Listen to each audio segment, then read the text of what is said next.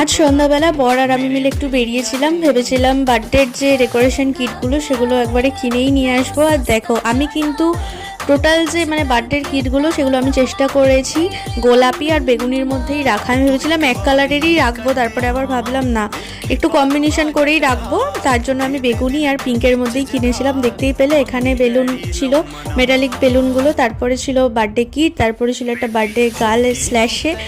তার যারা যারা বুঝতে পেরেছো যে কার বার্থডে অবশ্যই কমেন্ট করো, আর যারা যারা বুঝতে পারোনি তারা কিন্তু একটু গেস করো, কারণ এখন আমি বলবো না কার বার্থডের জন্য কিনেছিলাম। আর যদি আগের ভিডিওটা দেখে থাকো তোমরা একটু একটু গেস করতেই পারবে। অবশ্যই দেখো কি আগের ভিডিওটা, আর কমেন্ট করে জানাতে কিন্তু ভুলো না কার বার্থডে। আর দেখো রুমটাও কিন্তু আমি সুন্দর করে ডেকোরেশন করে নিয়েছিলাম, আর সত্যি খুব ভালো লাগছিলো ব্ল্যাক আর বেগুনির মধ্যে যে কম্বিনেশনটা আমি রেখেছিলাম।